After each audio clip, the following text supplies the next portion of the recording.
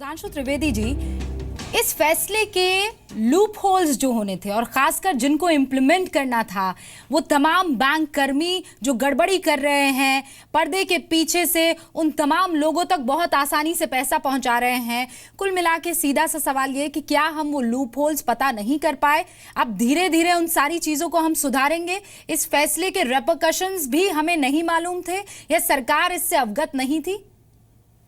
देखिए, एक व्यवहारिक बात यह है कि सरकार सब विषयों के बारे में जानकारी रखती थी, परंतु नीचे के अधिकारियों को किस प्रकार से उसके बारे में सतर्क करना है और उन पर नजर रखनी है, यह बात हम पहले उन अधिकारियों तक नहीं पहुंचा सकते थे, क्योंकि पहुंचाने में गोपनीयता भंग होने का खतरा रहता।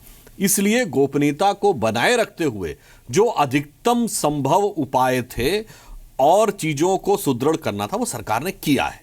हाँ, यह बात सही है। आप याद करिए 8 नवंबर का प्रधानमंत्री जी का उद्बोधन, उन्होंने क्या कहा था? जिस समय मैं बोल रहा हूं, बैंकों के अधिकारियों और डाक खाने के अधिकारियों को भी इसी समय पता लग रहा है।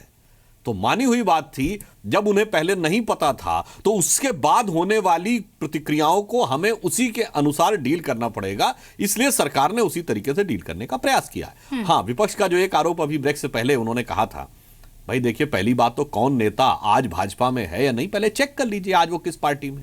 दूसरी बात, एक तरफ आप कहते हैं कि साहब भाजपा के नेताओं को पहले ही सब कुछ पता था, तो भाई अगर पहले सब कुछ पता था तो बाद में उन्हें करने की जरूरत क्या थी? दूसरी तरफ आप टिप ऑफ द आइसबर्ग कह रहे नहीं साहब वो कर तो बहुत कुछ रहे हैं, वो तो जरा सा पकड़ में आ रहा है। तो भाई सापरा साहब, ये दोनों बातें एक साथ कैसे सच हो सकती हैं? या तो आप ये मान लीजिए कि वो अभी कर रहे हैं, आपकी तथाकथित आरोप टिप ऑफ द आइसबर्ग का सही है, तो वो आरोप अपना वापस लेके क्षमा मांग लीजिए कि पहले पता था, और अगर पहले पता वाले आरोप पे हैं तो इस समय वापस कर लीजिए। एक ही समय में दो विरोधाभासी आरोप एक साथ सत्य नहीं हो सकते। तीसरी, जो हमारे सिद्दीकी साहब ने कहा था कि साहब मोदी जी की सरकार थी तो तब जवाब वही देते थे, तो अन्य कोई नहीं देगा, तो मैं फिर उनको याद दिलाना चाहूंगा, संसदीय व्यवस्था में सरकार का नाम प्रधानमंत्री के नाम पे होता है। चूंकि बड़ी पार्टियां हैं तो हम कांग्रेस और बीजेपी कह देते हैं, वरना देवगौड़ा सरकार और गुजरात सरकार कही जाती है। वैसे ही आपके अखिलेश जी मुख्यमंत्री हैं, तो अगर विषय सिंचाई पीडब्ल्यूडी का होगा तो वही जवाब देंगे मंत्री, अखिलेश जी जवाब नहीं देंगे। ये वैधानिक कार्रवाई की व्यवस्था है। तो हाँ, आप सार्वजनिक मंच पे आइए, मोदी जी बोलेंगे जनसभा में,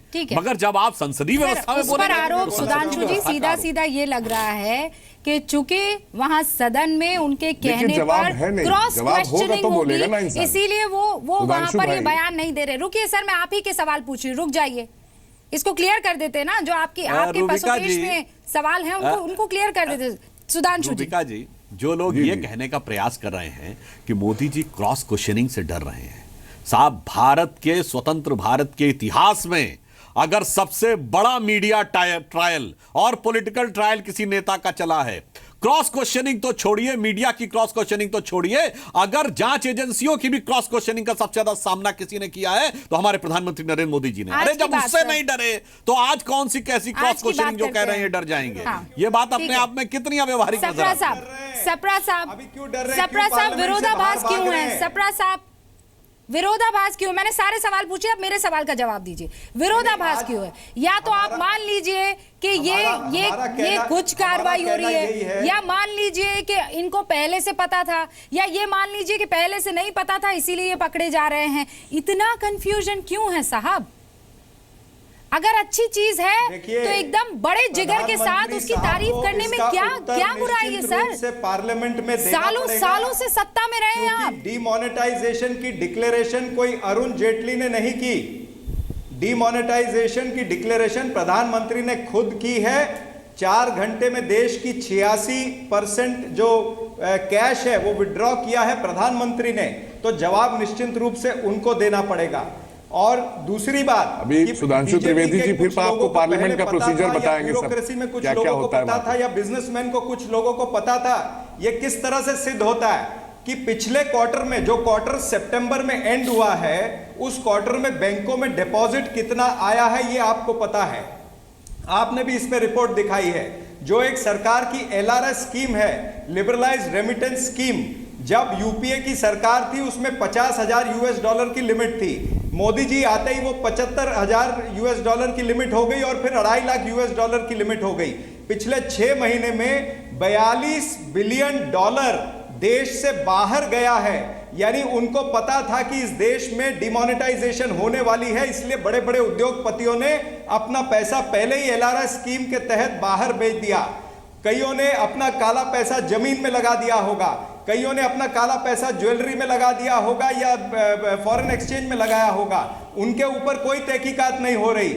खड़े हैं बेचारे गरीब कतार में, अपना ही कमाया हुआ पैसा लेने के लिए तो रोज सर, ये कतार में रेट खड़े कौन हैं। डाल रहा है? आज ऐसी परिस्थिति है कि मोदी तो ये सरकार रेट को ये कौन भी डाल जवाब रहा देना है? है कि उन्होंने अगर सब एनपीए कुछ गड़बड़ी हो रही है सप्रा साहब, तो रेट कौन डाल रहा है? मुझे बोलने दीजिए ना, अभी मुझे 30 सेकंड और दीजिए। सप्रा साहब, मेरे रूबिका जी, सवाल का 30 जवाब सेकंड और। दीजिए ना। जो 1.14 करोड़ के एनपीए अकाउंट, नहीं मुझे बोलने तो दीजिए, मैं आपके सवाल का जवाब देता हूं ना, आप टोकती क्यों है बीच में? अरे 1.14 करोड़ सर, मैं का जो अगर NPA मैं अकाउंट अपने इन्होंने write off सवालों के किया है, जवाब उसका नहीं जवाब दूंगी। मोदी सरकार को देना पड़ेगा। नहीं, जो आप जो मुझे डायरेक्ट पूछिए, टैक्सेस, आप जो मुझे डायरेक्ट सुनिए सर, एक टैक्सेस सेकंड, बढ़ रहे सप्रा हैं, जो आज 5 सप्रा लाख साहब, करोड़ तक ये जो वेव ऑफ सारी ये लोग चीजें कर रहे हैं, आप उसका पढ़ जवाब कर इनको आए देना हैं। पड़ेगा। अच्छी बात है जो कि आप यहाँ पर NPA रख रहे हैं। बैंकों का, पब्लिक सेक्टर सप्रा साहब, बैंकों का बहुत अच्छी NPA बात है कि आप ये 11 सारी लाख चीजें करोड़ यहाँ तक पर पहुंच रख गया रहे है। हैं। उसका जवाब इनको पार्लियामेंट में बहुत बढ़िया सर कि आप ये सारी बातें यहाँ पर रख रहे हैं, लेकिन आप मुझे ये बताइए, इतनी ही कायदे से ये सारी बात आप सदन में क्यों नहीं रख लेते हैं? इतनी ही कायदे से ये सारे सवाल आप सदन में क्यों नहीं पूछ लेते हैं? वहां तो आपको नारेबाजी से, वहां तो नारेबाजी से आपको, राहुल गांधी जी रखना चाहते आपको थे टाइम नहीं सदन मिलता के है। अंदर, और सत्ताधारी पक्ष ने सदन चलने नहीं दिया। ये तो इतिहास में पहली बार हुआ कि सत्ताधारी पक्ष सदन नहीं चलने दे रहा था। कल आपने देखा ही होगा, राहुल जी तो ये सारी बातों पे चर्चा करना ही चाहते थे, ये डरते हैं कि इनका पर्दा फाश हो जाएगा। एक कल आज पूरे देश के अंदर पूरा शीतकालीन हाहाकार सत्र पर मचा भारी हुआ पड़ है। गया। देश के अंदर आर्थिक एक कल नसबंदी पूरे भारतीय शीतकालीन जनता सत्र पर पार्टी ने भारी की पड़ है। गया इस सप्रा साहब। आर्थिक नसबंदी का खामियाजा इनको भुगतना पड़ेगा। नहीं, बताइए इसलिए सप्रा ये साहब, संसद चलने नहीं देना चाहते। एक दिन पूरे शीतकालीन सत्र पर भारी पड़ गया। आप इतने इंपॉर्टेंट इश्यूज को रख रहे हैं देश के सामने, क्या आपके सीनियर लीडर्स को इन सारे इश्यूज को सदन में नहीं रखना चाहिए, या सिर्फ इसी जिद में रह जाना चाहिए कि नहीं, हम चाहते हैं कि पीएम बोले, हम चाहते हैं कि माफी मांगे, हम चाहते हैं कि ये ना बोले, हम चाहते हैं कि ये बोले? अगर आपको अपने इश्यूज पर इतना ही कॉन्फिडेंस है तो आप सदन चलने क्यों नहीं दे रहे हैं? पहले विपक्ष कह रहा था कि वोटिंग होनी चाहिए चर्चा के बाद, ये वोटिंग के लिए नहीं मान रहे थे। कल विपक्ष ने कहा कि ठीक है, हम रूल 194 में चर्चा करेंगे, वोटिंग की भी जरूरत नहीं है, तो भी इन्होंने हंगामा किया और बोलने नहीं दिया। तो ये तो गलत है। जब सत्ताधारी पक्ष जिसकी जिम्मेवारी है पार्लियामेंट को चलाने की, सत्ताधारी पक्ष अगर पार्लियामेंट को चलने नहीं देगा तो फिर इस देश का क्या होने वाला जनता समझ सकती है। सप्रा साहब, इस देश को कोई उत्तर नहीं मिलने वाला है। सच में जो आप बात कह रहे हैं ना सर, उस पर कोई भी बैठ के अभी टीवी पे ताली बजा रहा होगा, टीवी देखते वक्त, इसलिए क्योंकि कल एक दिन भारी पड़ता है और बाकी शीतकालीन सत्र हंगामे की भेंट चढ़ जाता है। अब 3 दिन बचे हैं और आपकी आंख खुली है। मैंने उसी का जवाब दिया। 3 दिन बचे और आपकी आंख खुली है। उससे पहले वोटिंग की मांग थी। जिद पे और शीतकालीन सत्र जो है अब शट होने वाला है। मृत्युंजय झा साहब, मुझे ये बताइए, सॉरी सर, मैं झा साहब आपको बार बार बोले जा रही हूँ। मृत्युंजय जी, मुझे ये बताइए, 3 दिनों में कुछ प्रोडक्टिव निकल पाएगा या नहीं? मैं विपक्ष से भी ये सवाल पूछ रही हूँ और सुधांशु जी को भी इसका जवाब देना होगा। देखिए ऐसा है कि लोकतंत्र में पार्लियामेंट चलाने की जिम्मेवारी सत्ताधारी पार्टी की होती है, और जो सत्ता में बैठे लोग हैं वो देश के जो 80% लोग हैं, 80% लोग देश के गांव के खेत खलियानों में बसते हैं, गांवों में बसते हैं, जो 4G जियो चलाना नहीं जानते हैं। और माननीय प्रधानमंत्री जी और इनके सारे भारतीय जनता पार्टी और आरएसएस के लोग जो चंद मुट्ठी भर लोगों के लिए काम कर रही है, अपने सारी नीतियों पर फेल है। आप तो संसद चलाना जानते हैं, क्यों उसे हंगामे की भेंट चढ़ा रहे हैं?